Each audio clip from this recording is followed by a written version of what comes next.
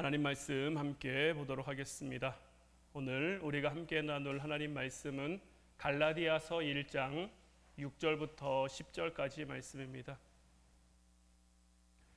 갈라디아서 1장 6절부터 10절까지 말씀, 우리 다 같이 한 목소리로 말씀 함께 보도록 하겠습니다. 그리스도의 은혜로 너희를 부르신 이를 이같이 속히 떠나 다른 복음을 따르는 것을 내가 이상하게 여기노라. 다른 복음은 없나니 다만 어떤 사람들이 너희를 교란하여 그리스도의 복음을 변하게 하려 함이라. 그러나 우리나 혹은 하늘로부터 온 천사라도 우리가 너희에게 전한 복음 외에 다른 복음을 전하면 저주를 받을지어다. 우리가 전에 말하였거니와 내가 지금 다시 말하노니 만일 누구든지 너희가 받은 것 외에 다른 복음을 전하면 저주를 받을지어다. 이제 내가 사람들에게 좋게 하랴 하나님께 좋게 하랴 사람들에게 기쁨을 주하랴. 내가 지금까지 사람들의 기쁨을 구하였다면 그리스도의 종이 아니니라. 아멘. 오늘 이 시간에는 비범한 믿음이라는 제목 가지고 우리가 함께 말씀 나누고 함께 기도하기를 원합니다. 로빈 마이어스라는 목사님이 쓴 책 가운데 언더그라운드 교회라는 책이 있습니다. 이 책은 이제 로마의 박해가 한창 심할 때 땅속이나 굴속이나 지하로 숨었던 그 교회들로 이제 우리가 다시 돌아가야 한다라는, 그때의 신앙과 그때의 믿음을 회복해야 된다라는 내용을 기반으로 한 책인데, 이 책에 보면 이런 얘기가 나옵니다. 한 젊은 목사가 새로운 교회에 청빙이 되고 이 목사가 부임하게 된 것을 환영하는 파티가 이제 교회에서 열리게 된 거죠. 이 새로운 젊은 목사님은 이제 교회 성도님 중 한 사람과 대화를 나누는데, 이 목사님이 뭐라고 얘기를 했냐면, 내가 교회에 도착해서 만장일치로 청빙이 결정됐다라는 것을 알게 돼서 얼마나 기쁜지 모르겠습니다. 그렇게 이 목사님이 얘기하자 그 얘기를 들은 교인이 이제 고개를 이제 뒤집으면서 이렇게 얘기를 한 거죠. 네, 맞습니다. 사실상 만장일치였지요. 그러니까 목사님이 깜짝 놀라면서 다시 묻는 거죠. 사실상 만장일치라니요.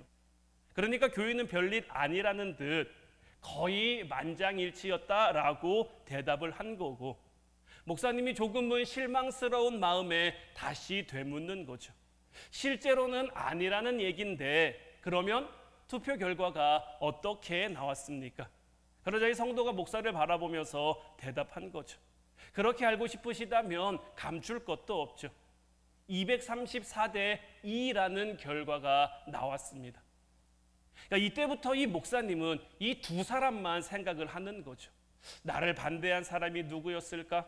목사는 마치 탐정인 것처럼 그 두 사람의 정체를 알아내기로 작정을 했고, 6달 동안 찾고 또 찾아서 드디어 그 두 사람의 정체가 누구인지를 알게 됐다고 확신을 했고, 그리고 남은 6개월 동안 그 두 사람을 기쁘게 하려고, 그들이 내가 처음 이곳에 부임할 때는 나를 반대했지만 그들이 나를 좋아하게, 그들이 나를 환영하게, 그들이 나를 찬성하게 만들겠노라고 애를 썼고, 1년이 지난 다음에 이 목사님에 대한 재신임 투표가 이루어졌는데, 역시 마찬가지로 투표 결과는 234대 2였어요. 그런데 이번에는 결과가 뒤집어진 거죠. 처음 이 목사님이 올 때 찬성이 234표에 반대가 2표였는데 1년 후에 다시 한 투표에서는 찬성이 2표고 반대가 234표였던 거예요. 이게 정말 있었던 이야기인지는 잘 모르겠지만 사람에게만 잘 보이려 한다면 이런 결과가 나올 수도 있지 않을까라는 생각이 듭니다. 목사라는 직분은요, 하나님께서 맡겨주신 그 한 영혼 한 영혼을 하나님 앞으로 인도하는 인도자일 뿐인 거죠. 사람의 인기에 현혹될 필요도 없고요, 자기 자랑과 자기 욕심에 매몰될 필요도 없고요, 그런 것에 현혹되고 매몰되면 길을 잃어버리기가 십상인 거죠.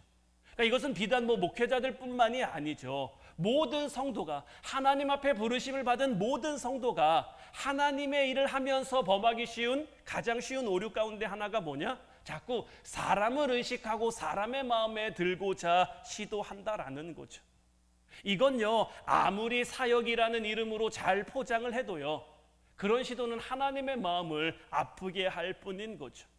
뿐만 아니라 사람의 마음에 들려는 시도는요, 끊임없이 채워지지 않는 갈증만을 만들어내는 것.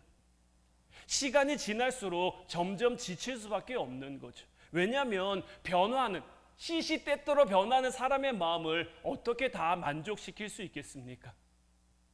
저도 이렇게 지내다 보면요, 똑같은 일인데요, 제 컨디션에 따라서, 제 기분에 따라서, 제 마음에 따라서 똑같은 것을 제하는 내 마음도 제 스스로가 잘 모르겠는데, 지금 생각했을 때 이런 일이 있으면 되게 좋을 것 같은데, 막상 그 일이 저에게 주어졌을 때 제 기분이나 감정이나 컨디션이나 주어진 상황에 따라서 다 다를 수 있단 말이에요. 그러니까 이런 마음들을 어떻게 다 만족시키며 다 맞추며 사역을 하든지 목회를 하든지 신앙생활을 하든지 이렇게 할 수 있겠습니까? 그래서 우리가 어떤 우리 교회의 본질, 신앙의 본질을 온전히 회복하기 위해서 끊임없이 우리가 계속해서 물어야 될 질문은 뭐냐? 오늘 본문 10절 말씀인 거예요.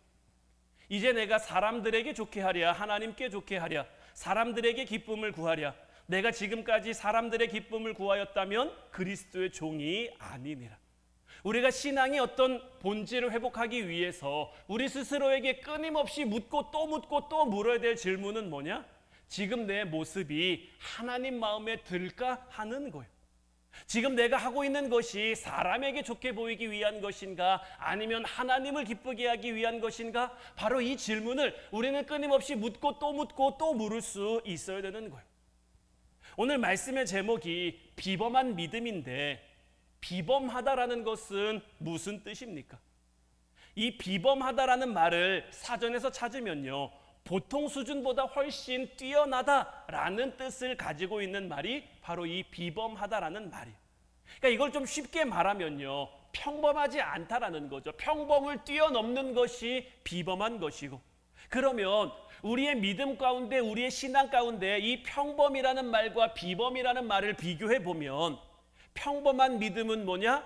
하나님이 아닌 사람을 의식하며 사람들의 비위를 맞추는 믿음을 의미하는 것이고요. 그러면 비범한 믿음은 뭐냐? 세상적인 가치가 만연한 가운데 하나님의 계획과 하나님의 목적에 맞게 하나님은 우리를 향해 계획해 놓으신 그 유일한 인생을 믿고 확신하며 살아가는 거죠. 그러니까 세상 사람들이 우리를 어리석다고 말해도, 세상 사람들이 우리를 미련하다 말해도, 하나님이 내게 주신 약속이 있다면, 하나님이 내게 주신 말씀이 있다면 그 말씀에 대한 그 확신 가지고, 그 말씀에 대한 믿음 가지고 맡겨주신 삶을 살아가는 것이 비범한 믿음으로서의 삶이 되는 거죠. 세상의 기준에 맞춰 살면 지극히 평범한 삶을 살겠지만, 자기를 향한 하나님의 기대와 하나님의 목적하심이 분명하게 살아있는 인생은요, 비범해질 수밖에 없는 거예요. 사도 바울이 그의 삶을 살아감에 있어서 예수 그리스도를 만났고 예수 그리스도를 통해 자기를 향한 하나님의 마음을 깨닫게 됐단 말이에요.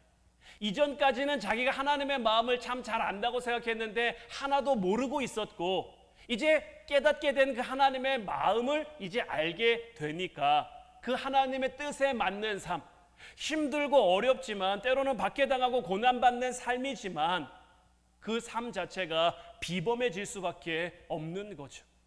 이런 평범과 비범은요, 작품과 상품이라는 거의 차이로도 우리가 볼 수 있는 거예요. 상품이라는 건 뭡니까? 그냥 공장에서 찍어내는 거죠. 새로운 것이 나오면 새로운 것으로서의 가치가 있지만 시간이 지나면 그 효용 가치가 점점 사라지게 되는 거죠. 우리나라만 해도 매년 새로운 핸드폰이 만들어져 나오고 있습니다.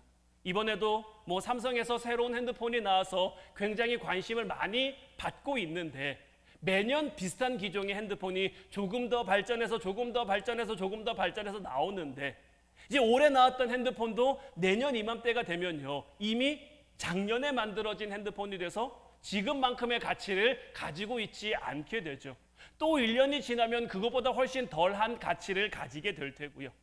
하지만 작품이라는 것은 그와 전혀 다르죠.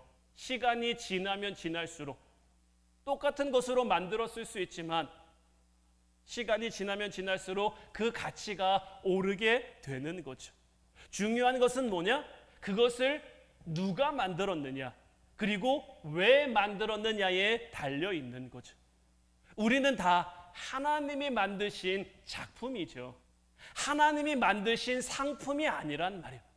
우리를 다 다르게 만드셨는데, 우리를 다르게 만드신 것은 뭐 서로를 비교하기 위해서 누가 믿음이 더 좋냐, 누가 더 신앙이 좋냐, 누가 더 내 말을 잘 따르냐, 이것을 비교하기 위해서가 아니라 우리를 구별하기 위해서인 거예요. 우리에게 구별된 역할, 구별된 자리, 구별된 직분, 구별된 사명을 맡기시기 위해 우리를 구별하신 것이고, 교회도 마찬가지죠. 이 땅 가운데 교회가 참 많은데 모든 교회가 다 똑같은 사역, 똑같은 사명을 감당해라가 아니라, 아니면 세워진 교회들을 통해서 하나님이 줄 세워놓고 이 교회는 잘한 교회, 이 교회는 못한 교회 비교하려고 하는 것이 아니라, 하나님이 교회를 세우신 분명한 뜻과 목적이 있는 거고, 우리 화운교회를 향해서도 마찬가지실 거예요. 우리 교회를 향한 하나님의 뜻이 있는 거고, 그러면 우리는 그 뜻을 깨달아 하나님이 우리 교회를 향한 뜻을 따라 사역하고 사명을 감당해야 된다라는 뜻이 되는 거죠.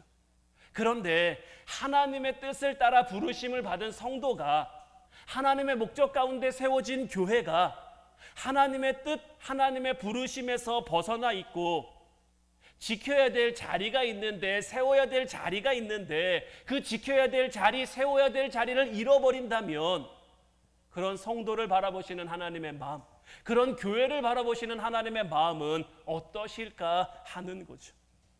오늘 본문 6절 7절 말씀 보면, 그리스도의 은혜로 너희를 부르신 이를 이같이 속히 떠나 다른 복음을 따르는 것을 내가 이상하게 여기노라. 다른 복음은 없나니 다만 어떤 사람들이 너희를 교란하여 그리스도의 복음을 변하게 하려 함이라. 자, 오늘 본문 10절 말씀을 다시 보면 사도 바울이 지금 뭘 얘기하고 있습니까? 내가 사람들에게 좋게 해야겠느냐, 하나님에게 좋게 해야겠느냐, 내가 사람들을 기쁘게 해야겠느냐, 하나님을 기쁘게 해야겠느냐라는 이 질문을 던지고 있는데, 이 질문을 지금 왜 던지고 있냐면, 자, 6절 7절 말씀에 나오는 것처럼 사도 바울이 이 갈라디아 교회를 보니까 복음을 떠나는 사람들이 있다라는 거죠. 그러면 복음을 떠나는 사람들이 왜 복음을 떠나게 됐느냐? 그들 가운데 다른 복음이 들어온 것이고, 그들이 복음을 떠나서 다른 복음을 따르게 됐다라는 거예요. 그런데 여기서 말하는 이 다른 복음이라는 게 뭡니까? 너희를 교란하여 그리스도의 복음을 변하게 한 것. 그러니까 그들을 교란한 다른 복음은 뭐냐면, 하나님의 마음을 떠나 세상과 동일한 기준으로 하나님을 기쁘시게 하는 믿음이 아니라 사람들을 기쁘게 하는 다른 기준의 기쁨을 가진 그런 마음을 가지고 교회와 신앙을 바라보게 됐다라는 거죠. 그러니까 이건요, 이런 겁니다. 자, 아담과 하와가 선악과를 먹었단 말이에요. 선악을 알게 하는 나무의 열매를 먹었는데, 이들은 선악을 알게 하는 나무의 열매를 왜 먹었습니까? 하나님의 마음을 잃어버린 거예요. 그들에게 하나님께서 선악을 알게 하는 나무의 열매를 먹지 말라고 하셨을 때는 그것을 향한 하나님의 마음이 있는 거죠. 하나님의 뜻이 있는 거죠. 하나님의 목적이 있는 거죠. 그런데 이들이 그것을 잃어버린 거예요. 왜 잃어버립니까? 변질된 다른 복음이 그들 가운데 들어온 거예요. 사단이 이야기하는 거죠. 마귀가 얘기하는 거예요. 왜 선악과를 하나님이 먹지 말래? 그걸 먹으면 너희가 하나님처럼 될 수 있기 때문이야 라는 다른 복음이 그들 가운데 들어오니까, 하나님이 우리를 안 사랑하시는 거 아니야? 우리가 하나님처럼 되는 게 싫어서 우리에게 먹지 말라고 하시는 거 아니야? 이런 다른 마음들이, 변질된 다른 마음들이 그들을 채우니까 하나님의 마음을 놓치게 된 거고, 하나님의 마음을 잃어버리게 된 거고, 하나님의 마음을 잃어버리게 되니까 어떻게 됩니까? 그 선악을 알게 하는 나무의 열매를 먹게 된 거죠. 오늘을 살아가는 우리에게도 마찬가지입니다. 우리가 믿음 생활을 하는 것에 있어서 이 세상을 향한, 우리의 삶을 향한, 우리의 가정과 교회를 향한 하나님의 마음이 어떤지를 우리가 바라볼 수 있는 것, 그것을 깨달을 수 있는 것이 우리에게 굉장히 중요합니다. 그래서 사도 바울은 내가 사람들에게 좋게 하랴 아니면 하나님을 향해 좋게 하랴, 이런 근본적인 물음을 우리에게 던지고 있는 거예요. 버티컬 처치라는 책이 있는데요, 이 책에 보면 이런 내용이 나옵니다. 하나님은 우리나 우리의 찬양을 필요로 하지 않으신다. 하지만 우리는 우리의 교만을 제거하기 위해 찬양이 절실하게 필요하다. 하나님이 하나님의 일을 하심에 있어서요, 효율적인 측면을 생각하면 우리를 끼는 게 효율적일까요? 우리를 빼는 게 효율적일까요? 하나님이 이 땅 가운데 하나님의 나라를 세워감에 있어서 우리가 있는 게 합리적일까요? 우리가 없는 게 합리적일까요? 세상적인 기준을 가지고 똑같이 하나님 나라를 빗대보면요, 우리가 있는 건 사실 하나님께 도움이 되지 않는, 오히려 방해가 되고 해가 되면 모를까 우리는 도움이 되지 않는단 말이에요. 왜냐하면 하나님은 우리가 찬양하지 않아도요, 어디서든지 찬양을 받으실 수 있는 분이죠. 예수님이 예루살렘에 입성하실 때 사람들이 호산나를 연호하며 다윗의 자손을 연호하며 예수님을 환영했단 말이에요.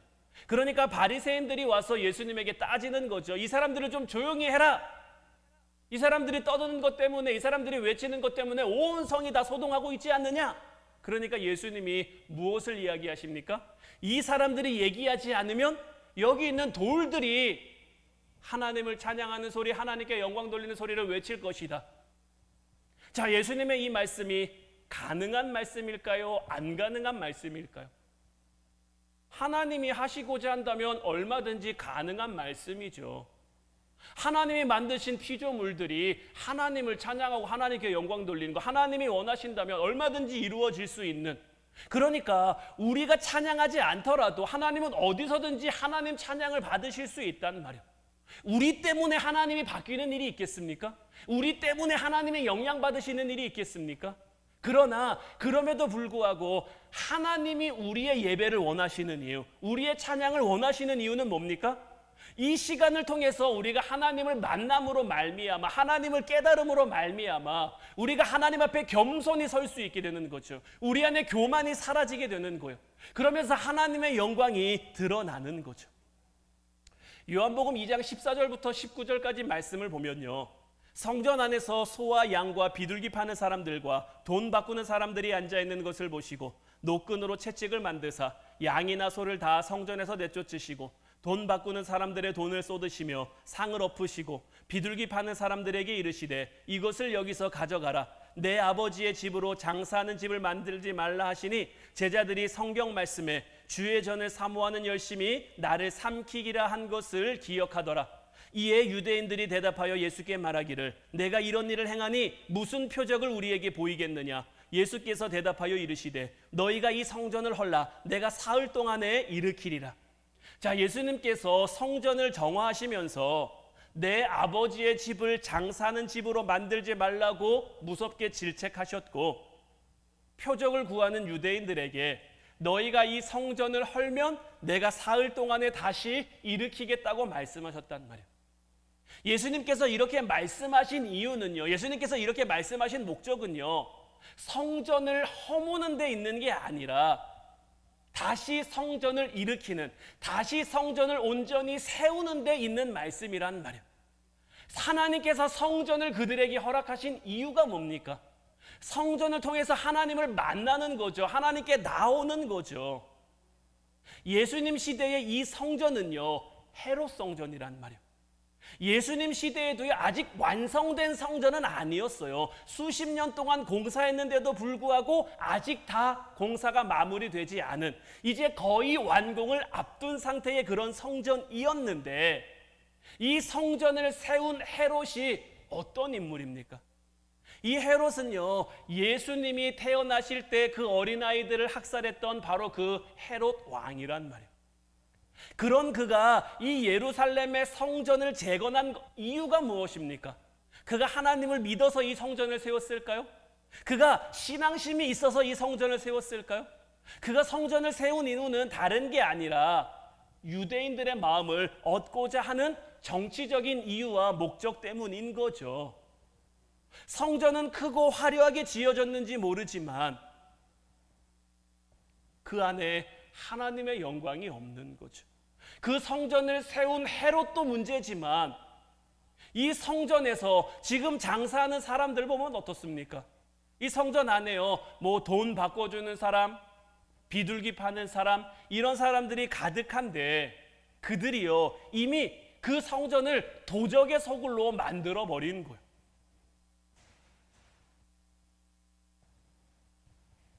사람들이 제사를 지내려면 이제 제물로 드릴 동물을 가져와야 되는데 하나님께 드려질 동물은 흠이 없는 거여야죠.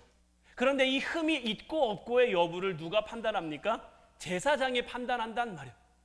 아무리 자기 고향에서 좋은 동물, 흠 없는 동물을 가지고 와도요, 제사장이 그것을 보고 이것은 흠 있는 동물이야 하면 하나님께 드릴 수가 없는 거예요. 그럼 자기가 멀리서부터 이 동물을 제사 드리려고 가지고 왔는데 왔으니 먼 길을 왔으니 제사를 드리고 돌아가야 되잖아요. 그럼 이들이 어떻게 해야 됩니까? 헐값에 자기가 가지고 온 동물을 팔고 성전에서 파는 비싼 동물을, 그러니까 이 성전에서 파는 비싼 동물은 이미 누구와 다 짬짬이가 된 겁니까? 제사장들과 짬짬이가 다 돼 있는 거예요. 그것으로 그들의 주머니를 불리고 그들의 배를 불리는 그런 도구로, 그러니까 성전 안에서 그런 매매가 이루어지니까 그 안에 어찌 하나님의 영광이 나타날 수 있겠습니까? 예수님께서는 그런 성전을 보시며 하나님의 그 아픈 마음을 보시니까 그 성전을 그냥 두고 볼 수가 없었던 거고, 하나님 앞에 이런 성전이 필요한 게 아니다. 너희가 이 성전을 헐면 내가 다시 성전을 세울 건데 그렇게 새롭게 세워지는 성전은 어떤 성전입니까? 하나님의 영광이 나타날 수 있는 온전히 하나님을 예배하는 그런 성전으로 세워질 거다라고 말하는 거죠. 오늘 우리를 향해서도 마찬가지입니다. 우리 안에도요, 우리가 하나님을 예배함에 있어서요, 하나님 앞에 믿음 생활하고 신앙 생활함에 있어서요, 내가 사람을 기쁘게 하고자 하는 것들, 이 사람에는요 자기 자손도 포함되는 거예요.